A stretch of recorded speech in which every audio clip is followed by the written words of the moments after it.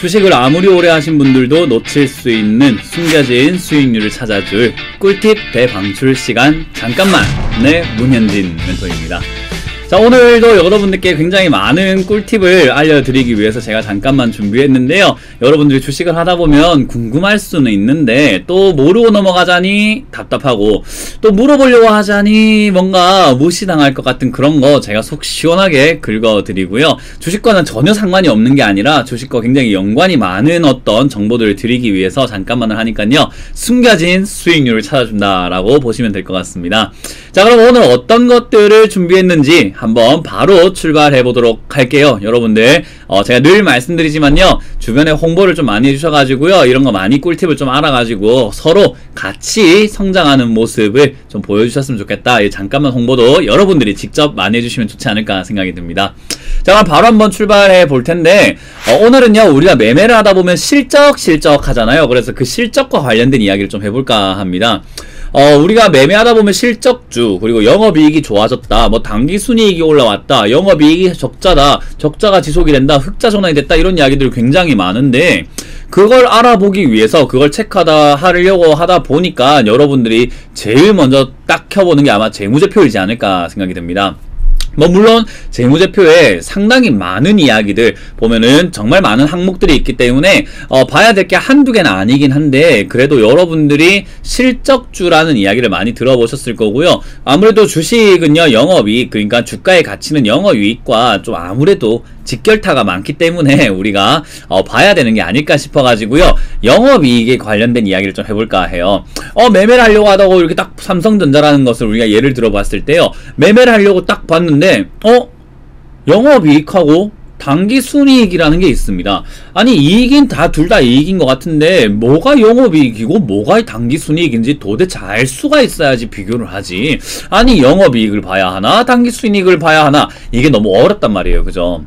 그리고 잘 보면요, 어떤 거는 영업이익이 높고 어떤 거는 당기순이익이 이렇게 낮게 나오는데요, 어떤 종목은 영업이익이 낮고 당기순이익이 높은 종목도 있단 말이에요. 그래서 이게 도대체 뭔가, 이익이긴 이익인데 이거 뭐 도저히 모르겠다, 어렵다 하시는 분들이 조금 더 많다라고 보면 되겠습니다. 그래서 이거를 제가 조금 더 알려드리기 위해서 준비를 해보았는데요. 오늘은 당기순이익과 영업이익에 대한 어떤 차이가 있다라는 것을 알려드리려고 합니다. 일단 영업이익과 당기순이익은요, 둘 다 봐야 되는 거예요. 그냥 결론적으로 말씀드리면 둘 다 봐야 되는 거다라고 보면 되는데요, 이게 차이가 뭔지를 알아야 이게 어떻게 분석을 할지가 나오게 되고, 이해를 해야 이게 높다 낮다에 대해서 우리가 뭔가 조금은 감이 온단 말이에요. 그래서 여러분들이 어디 물어보려고 하니 누가 속 시원하게 말해주지도 않고, 그죠? 모르고 넘어가자니 너무 답답했던 내용, 그거 알려드릴게요. 자, 일단 영업이익이라고 한다면요, 영업활동으로 인해서 나오는 모든 손익을 말한다라고 보면 돼요. 뭐 손실도 나니까 적자가 있고 이익이 나니까 흑자, 이렇게 나오게 되는데요, 영업활동으로 인해서 나온다라고 하는 것은요, 영업을 할 때 아무래도 고정비용들이 나가게 돼요. 인건비라든지, 그죠? 뭐 관리비 나가게 되고요. 그리고 우리가 카페 영업이라고 생각을 한다면요, 카페를 빌렸을 때 그 땅값, 그죠? 우리가 월세 이런 것들도 나가게 되고요. 기계 관련된 것도 나가게 되고, 뭐 자재비 이런 것도 나가게 된단 말이죠. 그래서 모든 영업활동으로 인해서 나오는 모든 손익들을 다 더하고 빼고 가감을 했을 때 나오게 된 총매출에서 그런 걸 싹 다 빼고 남은 게 영업이익이다 라고 보면 돼요. 그리고 당기순이익이라고 한다는 것은요, 그 외 활동으로 인해서 나오는 모든 손익을 말하는데요, 영업이익이라든지 우리가 모아놓은 기업의 유보금이라든지 이런 걸 통해서, 투자를 통해서 나온 수익도 당기순이익에 들어가고요. 왜냐하면 영업하고 상관없이 땅을 투자하든 주식을 투자하든 채권 투자라든 해서 나오는 수익이 당기순이익으로 들어가고요, 거기서 나오는 손실도 다 당기순이익으로 들어가고요.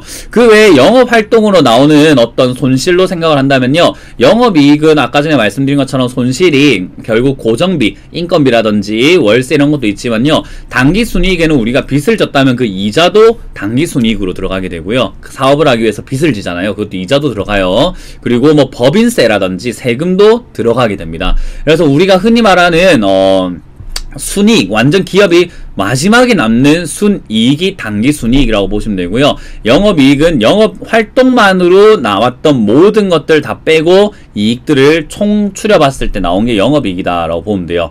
그래서 우리가 영업이익이라고 한다면요, 기업이 영업활동만으로 번 돈을 볼 때는 영업이익을 봐요. 영업이익은 기업이 뭔가 활동, 내가 사업을 통해서 벌고 또는 손실이 나고 했던 모든 비용들을 다 정리를 해가지고 체크를 해봤을 때 이것은 영업이익이구나 라고 보면 되고요. 영업 외에 특별 손익이 있는지 판단할 때는 당기순이익을 봐야 된다라고 보면 돼요. 그래서 어떤 종목은 적자가 지속이 되고 있는 도중에 갑자기 당기순이익이 급등하는 형태도 많이 나오게 되는데요.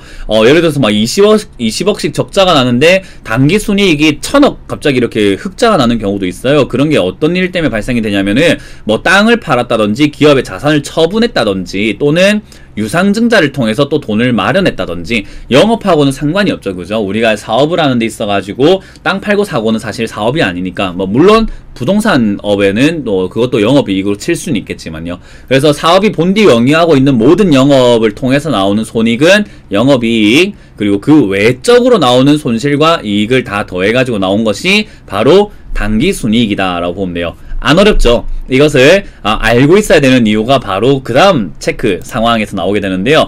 여러분들이 영업이익과 당기순이익을 볼 때 잠깐만 이 세 가지만 좀 체크해보자 라는 것이 생각이 들고요. 이 세 가지를 통해서 여러분들이 조금은 당기순이익과 영업이익을 가까이 하는 것이 좋다 생각이 드는데요. 자, 일단 첫 번째로는요, 영업이익과 당기순이익의 차이를 제가 말씀드렸던 것을 토대로요, 뭐 인터넷에 검색해 보셔도 좋고요, 책을 조금 읽어 보셔도 좋고, 영업이익과 당기순이익의 차이를 먼저 이해를 하고 있어야 돼요. 그래서 한 번씩 우리가 영업이익과 당기순이익이 헷갈리기 때문에 뭘 봐야 될지를 헷갈릴 때가 있고요, 뭘 어떻게 해석해야 될지가 헷갈릴 때가 있기 때문에 아무래도 영업이익과 당기순이익의 차이를 먼저 이해하시는 것이 옳다라고 보고요.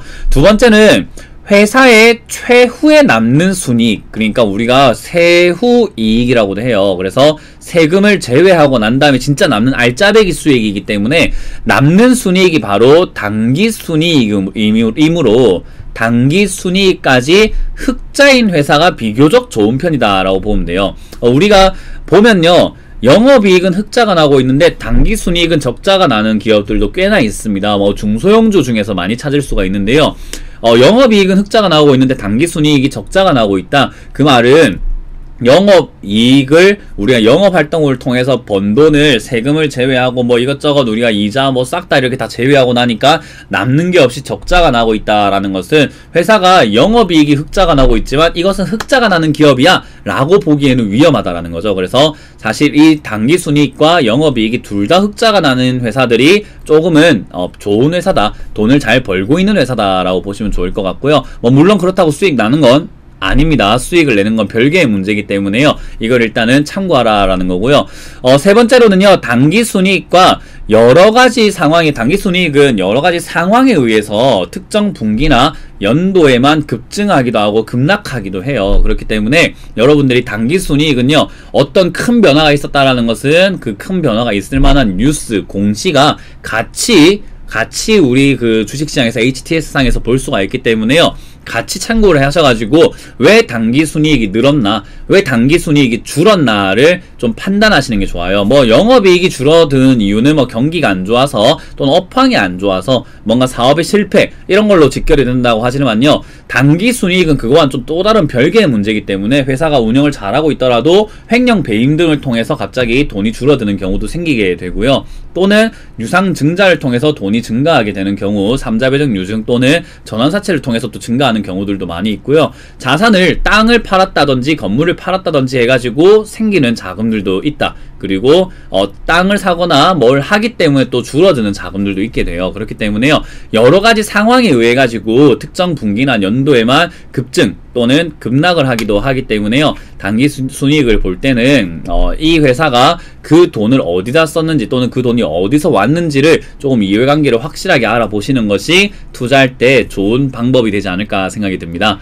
아무래도 잠깐만을 보다 보니까는 어때요? 사소하지만은 알아놓으면 좀 도움이 될 만한 정보들이 많이 있지 않나요? 그래서 이런 정보들 제가 계속해서 끊임없이 드릴 거예요. 뭐 물론 엄청난 핵심 정보는 아닐 수 있지만요, 사소한 것들을 긁어드리는 내용들이기 때문에 여러분들이 이런 사소한 것부터 공부하고 알아가기 시작하다 보면 주식도 재미가 있겠죠. 그래서 이런 것부터 알아가시면서요, 차이부터 이해하시고 잠깐만 아마 복습을 조금 하시는 것도 도움이 될 것 같아요. 한 번만 보지 마시고 한 달 정도 뒤나 2달 정도 뒤 약간 기억에서 가물가물할 때 한번 더 꺼내서 보신다면요, 아무래도 이런 모든 정보들이 내 것이 되지 않을까 생각이 듭니다.